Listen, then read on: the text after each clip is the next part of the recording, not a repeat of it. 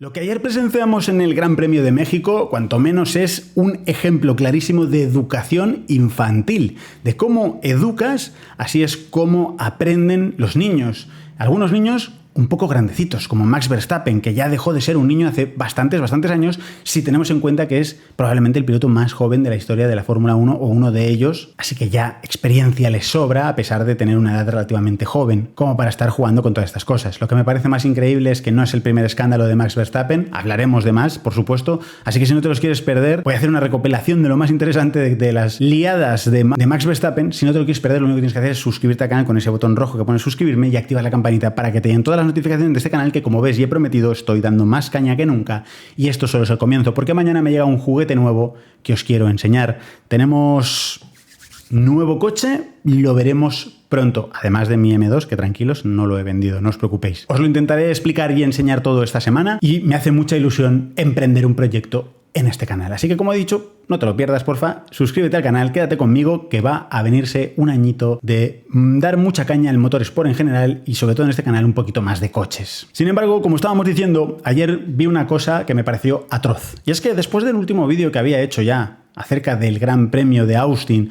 donde Max Verstappen jugó al ultralímite, siendo límite, no quiero decir sucio, pero prácticamente jugó con las reglas de una forma brusca y fea, ayer fue un auténtico cerdo. Yo siento decirlo con las palabras que acabo de usar, pero es que es la verdad. Fue un cerdo y hay que decirlo. Y me preocupa porque un cerdo no es solo un cerdo, sino es una mala persona. Y yo lo que vi ayer en Max Verstappen fue a una auténtica mala persona. No es la primera vez que lo veo, pero reincidentemente, después de una carrera como la de Austin y el incidente de Austin, que sigo pensando lo mismo que te conté en el vídeo ese que hice, que te dejo por aquí arriba para que veas y le eches un vistacito, te lo dejaré si no al final de este vídeo para que tú mismo me des también tu opinión si no aún no lo has visto. Decía al principio de este vídeo precisamente que es el ejemplo exacto de lo que sucede con la educación infantil. Si tú permites algo, lo mínimo que vas a obtener es lo mismo que has permitido, si no más. Es decir, cuando una persona empieza a tener la sensación de impunidad, porque es consciente de que hay algo que no debería de ser correcto en lo que ha hecho, pero le ha salido bien, va a creer que no existe el límite. Y ayer lo vi muy sobrepasado.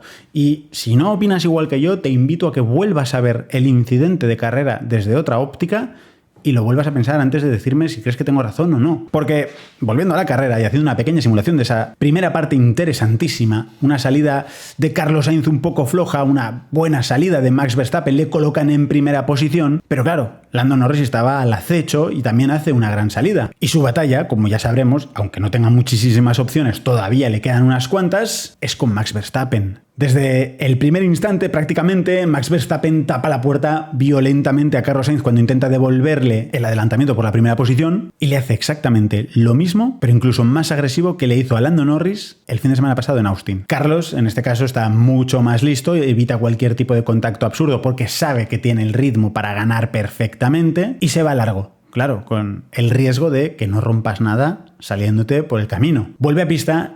Y después de la lección aprendida de lo que le había pasado a Lando Norris el fin de semana anterior, donde le cayó una absurda y sin sentido, ni discute, le deja pasar.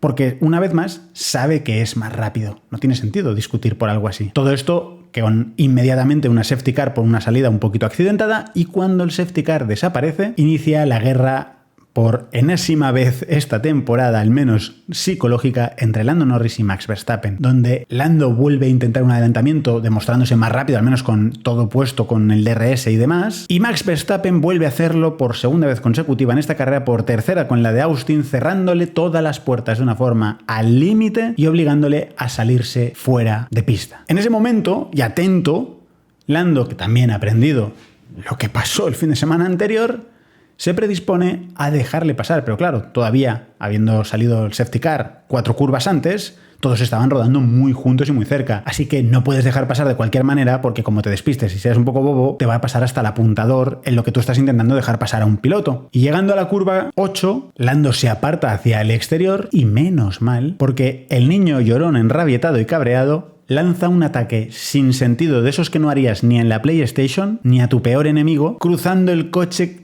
clavando frenos hasta afuera, tan hasta afuera, que aunque intenta hacer la curva, no puede ni hacer la curva. Se sale de pista y obviamente no hace falta que te cuente que si Lando Norris estaba en el exterior, podrás imaginar que si hubiera intentado cualquier cosa para entrar, habría salido todavía peor la jugada. Una jugada que ya no se trata de ser sucio, ni se trata de perjudicar al rival, para mí era una jugada peligrosa. Y cuando alguien juega a nivel profesional con peligro, con la conciencia perfectamente de lo que está haciendo y en un ataque de ira, para mí la película cambia. Para mí empieza a coger la historia una gravedad que hay que sancionar con auténtica dureza. Y lo malo y lo triste no es lo que sucedió después, porque sí, dirección de carrera tomó cartas en el asunto y ahora hablaremos de ello, pero lo complicado es ver cómo al niño bueno de Red Bull se lo va a permitir todo siempre. Y aunque no hubiera recibido ningún tipo de sanción, esa estupidez le llevó a perder otro puesto con Charles Leclerc, que aprovechó su tontería y al salirse de pista se puso por delante de él, cuando Lando Norris le estaba dejando pasar completamente. Pero aunque si Lando no le hubiese querido dejar pasar, pues no le tendría que haber dejado pasar. Ya será dirección de carrera quien decida si recibe sanción o no. Pero ese hachazo destructivo intentando masacrar,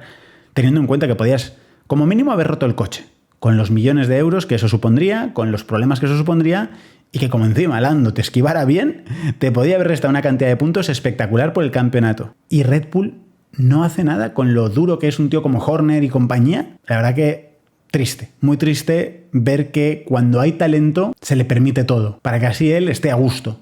Y llega un momento en el que es el niño más malcriado de la historia, que cree que puede hacer y deshacer a su antojo. Además de perder, como digo, la posición con Leclerc, los dos vuelven a pista, tercera y cuarta posición, en ese momento, y aquí llega ya la gracia de la gracia. Y es que primero recibe una sanción de 10 segundos y no queda claro por qué es, puesto que la primera de las jugadas que le hace a Lando Norris es idéntica prácticamente a la que también le hace a Carlos Sainz unas vueltas antes, en las primeras curvas, y la que le hizo en Austin a Lando Norris en la semana anterior. Sin embargo, finalmente, y vuelvo a decir, ni los comentaristas se aclaraban con el tema. De hecho, dicen otra sanción y luego vuelven, porque no había quedado claro si era por la locura de la curva 8 o si por no haber dejado suficiente espacio en la curva 4, cosa que ya habíamos visto en el pasado, que no sancionaban mucho, por tanto no parecía posible, y por eso los propios comentaristas, al menos en España, dicen no, es que la sanción se debe a lo que ha hecho en la curva 8.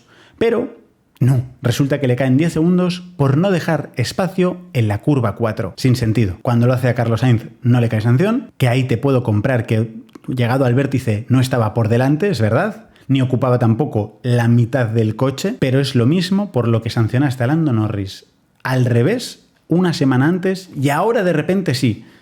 Es evidente que si no hubiera hecho la estupidez que hace en la curva 8, no habría recibido ninguna sanción. Habría sido una vez más el mismo incidente. Pero la demostración de estupidez, de infantilidad y de locura que lleva a cabo en la curva 8 después de lo de la curva 4 les hace darse cuenta a todos, incluso en dirección de carrera, que o paramos a este monstruo o se nos está escapando de las manos por completo. Así que deciden sancionar algo que antes no habían hecho para que empiece a quedarle claro que no puede jugar así del límite todo el tiempo y luego encima hacer esas locuras. De manera que un par de minutos más tarde revisan la acción de la curva 8 y le cae otra sanción de otros 10 segundos, lo cual le supone 20 segundazos de sanción absurda por una locura y una rabieta que además podía haber hecho daño a alguien, porque hay que tener en cuenta cosas muy importantes como que a veces en incidentes como estos los que más se están jugando la salud no son tanto los pilotos como parte de los marshals o gente, cámaras, médicos, gente que está por los viales, etc. Puesto que cualquier impacto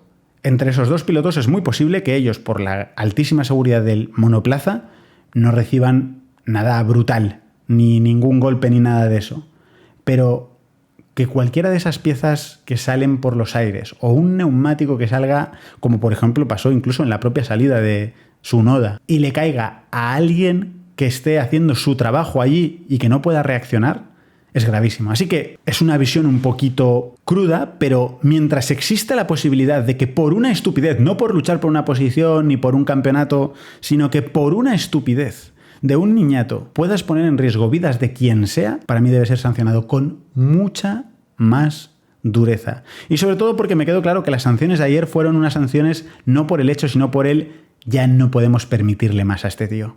Hay que claramente parar esto. Sobre todo también porque creo que la opinión fue prácticamente unánime el fin de semana pasado, con lo mismo que dije yo en Austin, cuando era injusto lo que le habían hecho a Lando Norris. Y son conscientes de que la audiencia de la Fórmula 1 se había sentido engañada por el robo. Así que tenían que intentar corregir esa imagen. En cuanto al resto de la carrera, hay que decir que Carlos Sainz tenía más control incluso de lo que parecía desde el primer momento, ya que llegado a cierto punto, cuando Charles Leclerc estaba empezando a perder terreno con Lando Norris inesperadamente, él mismo le pide a su box que no le exijan tanto ritmo porque no hace falta. Pero claro, eso es porque él lo tenía. Él podía ir más tranquilo, más rápido incluso, y probablemente le faltaba aún un 5% más por meter de ritmo. Lo que no veía es lo que iba a sufrir Charles cuando apareciera Lando Norris, que fue tan al límite, y Charles sí que estaba tan al límite que acabó perdiendo el monoplaza y no se estampó contra el muro de santo milagro, dejándole facilísima la segunda posición a Lando Norris. Buen podium para Ferrari, que vaya forma de acabar la temporada, sobre todo para Carlos antes de marcharse, y precisamente todo lo contrario a los Red Bull,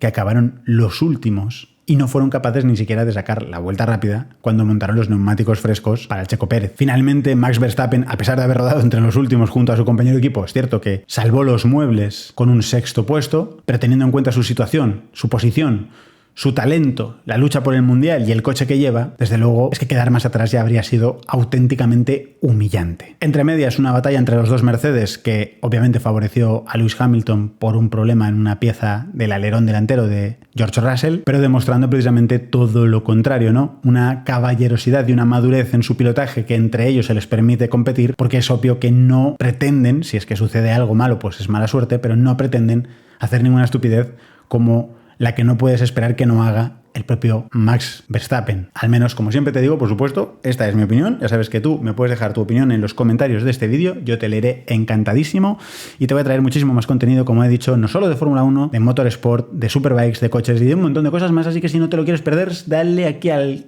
botoncito, activa la campanita para que te lleguen todas las notificaciones y te dejo el vídeo para que eches un vistacito de lo que pasó en Austin y a ver cuál es tu opinión si aún no lo has visto. Tú y yo nos vemos en el próximo vídeo. Dando más caña. Un abrazo, brother.